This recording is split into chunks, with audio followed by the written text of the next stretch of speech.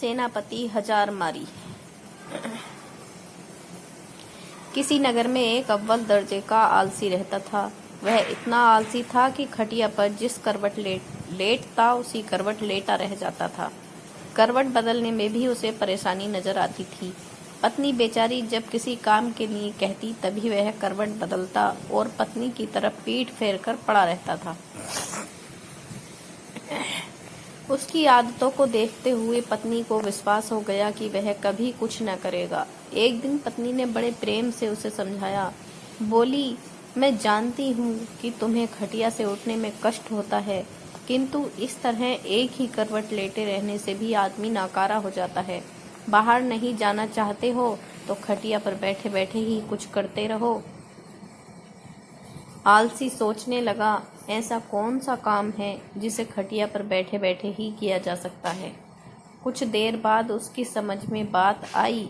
खुश होकर वह पत्नी से बोला, अरे सुनती हो, मैंने बैठे बिठाए काम ढूंढ लिया है, अब तुम्हें चिंता करने की जरूरत नहीं। पत्नी प्रसन्न हुई, अब कुछ तो घर का काम होगा। उसने सब्जी की टोकरी में चाकू रखा और उसके आगे रखती हुई बोली, अब बैठे बैठे सब्जी काट डालो। किंतु आलसी ने उस और ध्यान न दिया। थोड़ी देर बाद पत्नी जब सब्जी लेने पहुंची तो पाया कि पति देव खटिया पर बैठे हुए मक्खियां गिन रहे हैं। 1 2 3 4। पत्नी ने देखा उनके बिस्तर पर 7 मक्खियां मरी पड़ी हैं। पत्नी को देखते ही उछलकर बोला, देखा मेरा कमाल, कितनी फुर्ती से 7 को मौत के घाट उतार दिया है। अब देखना है कि पूरे दिन में कितनी मार सकता हूँ। आलसी महाराज को अब यही धुन सवार हो गई।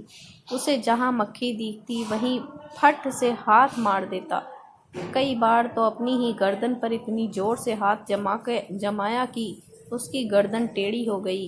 कई बार पत्नी की नाक तोड़ दी। मक्खी मारने के चक्कर में उसने घर के भांडे बर्तन तोड़ डाले। उसने प्रतिज्ञा कर ली कि कम से कम 1000 मक्खियां मारकर ही दम लेगा। जल्दी ही वह दिन भी आ गया जब उसकी प्रतिज्ञा पूरी हुई। उस दिन आलसी ने सारे शहर का चक्कर लगाया। कंधे पर बांस का एक मजबूत डंडा रख वह खुशी से उछलता कूदता अपनी बहादुरी का बखान करता जा रहा था। आज हजारों को मौत के घाट उतार आया हूँ। सुनकर भोग भयभीत हो गए। सारे शहर में हवा की तरह बात फैल गई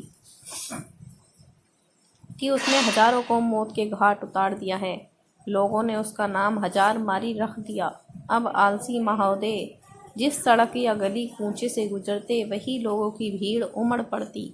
उस बहादुर को देखना चाहिए जिसने हजारों को मौत के घाट उतारा है। धीरे धीरे हजार मारी सारे राज्य में प्रसिद्ध हो गया। कुछ दिनों बाद उस राज्य पर एक दूसरे राजा ने अचानक हमला बोल दिया। राजा के पास उस समय कोई अच्छा सेनापति नहीं था। उसने दूतों को आदेश दिया कि वे तुरंत सारे राज्य में घूमकर देखें और जहां भी उन्हें सेनापति की योग्य कोई युवक दिखाई दे उसे फौरन हमारे दरबार में हाजिर करे। आदेश पाते ही दूत जहां तहां शहरों में घूमने लगे। उन्हीं दिनों हजार मारी का नाम स्वतंत्र गूंज रहा था। दूतों ने जब सुना तो वे उसके घर जा पहुँचे। राजा के दूतों को अपने घर पर आया देख हजार मारी भय से कांपने लगा। वह घर के अंदर एक अंधेरे कोने में दुबक कर बैठ गया। पत्नी से बातचीत होने पर मालूम हुआ कि राजा हजार मारी जैसे बहादुर को अपना सेनापति बनाना चाहते हैं, इसलिए तुम उसे जल्दी हमारे साथ भेज दो। पत्नी को लगा जैसे वह कोई सपना देख रही है। अपने पति की असलियत को वह जानती थी। सोचने लगी, काश ऐसा हो सकता। किसी तरह राजा के दूत हजार मारी को अपने साथ लेकर राजा के दरबार में पहुंचे। उस लंबे तगड़े नौजवान को जब राजा ने अपने सामने खड़ा पाया तो मन ही मन प्रसन्न हुआ। पूछा, तुम्हारा ही नाम हजार मारी है? आलसी बोला, जी हुजूर, मुझे ही हजार मारी कहते हैं। राजा बोला, तुम्हारी बहादुरी के चर्चे हमने सुने हैं। हम चाहते हैं कि शत्रु के साथ हो रहे युद्ध में तुम हमारी सेना का संचालन करो। कांपते हुए हजार मारी ने राजा की आज्ञा को स्वीकार किया और इस बात की सूचना देने के लिए घोड़े पर सवार हो पत्नी के पास पहुंचा। सुनकर पत्नी की खुशी का ठिकाना न रहा। उसने सोचा, 1000 मारी सेना तो बन गया, पर शत्रु की सेना का मुकाबला वह कैसे करेगा। कहीं यह डरपोक आदमी युद्ध के मैदान में घोड़े से उतरकर भाग आया तो राजा इसे जीवित न छोड़ेंगे। उसने एक मजबूत रस्सी से 1000 मारी को घोड़े से बांधना शुरू किया। 1000 मारी ने पूछा, यह क्या कर रही हो? मैं आपको घोड़े के साथ बांध रही हूँ स्वामी।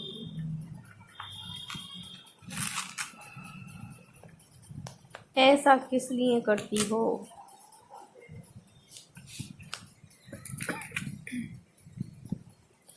इसलिए कि कहीं आप लड़ाई के लिए उतावले होकर घोड़े से कूद पड़े और पैदल ही न लड़ने लगे। वापस लौटने पर भरे दरबार में जब लोगों ने 1000 मारी को घोड़े से बंधा हुआ पाया तो उनका उत्साह और भी बढ़ गया। ऐसा वीर सेनापति दूसरा कौन हो सकता है जिसने घोड़े से न उतरने की मन में ठान ली है। सेना युद्ध के लिए तैयार थी। राजा की आज्ञा पाते ही 1000 मारी के नेतृत्व में वे युद्ध भूमि की ओर चल पड़े। शत्रु की सेना को जब मालूम हुआ कि एक बड़ी फौज के साथ 1000 मारी मुकाबला करने चल पड़ा है तो उनके योद्धाओं का धैर्य टूट गया। उन्होंने सुना था कि 1000 मारी अकेला ही हजारों को मार गिराता है। यह नाम सुनते ही बड़े बड़े योद्धाओं के होश उड़ गए। उन्हें साक्षात अपनी मृत्यु नजर आने लगी। 1000 मारी की सेना का उत्साह आसमान को छू रहा था। मैदान में पहुंचते ही वे शत्रु की सेना पर टूट पड़े। दोनों सेनाओं के बीच घमासान युद्ध होते देख 1000 मारी ने अपने घोड़े के साथ बांसों के घने जंगल में जा छिपा, किंतु उसकी सेना ने शत्रुओं को दम न लेने दिया। वह शत्रु का मुकाबला करती हुई उसे खदेड़ ले गई और अपने राज्य से निकाल बाहर किया। शत्रु पर विजय पाने के लिए अपने सेनापति की जयकार करते हुए जब सैनिक वापस लौटने लगे तो 1000 मारी भी बांसों के जंगल से निकलकर उनके बीच आ शामिल हुआ। वापस लौटने के बाद नगर में धूमधाम से विजय उत्सव मनाया गया। 1000 मारी की वीरता पर राजा प्रसन्न हो बोले, मेरे बहादुर सेनापति, हमें तुम पर गर्व है। तुम्हारी अद्वितीय वीरता के कारण हमें विजय प्राप्त हुई है। इसके पुरस्कार स्वरूप हम तुम्हें 1000 स्वर्ण मुद्राएं देते हैं। साथ ही हमेशा के लिए तुम्हें प्रधान सेनापति नियुक्त किया जाता है। घोषणा सुनकर 1000 मारी बहुत प्रसन्न हुआ और मन ही मन अपने भाग्य को सहारने लगा। दोस्तों, सेनापति 1000 मारी हिंदी कहानी को पढ़ने के लिए धन्यवाद। आपको ये कहानी कैसी लगी नीचे कमेंट करके हमें ज़रूर बताइएगा।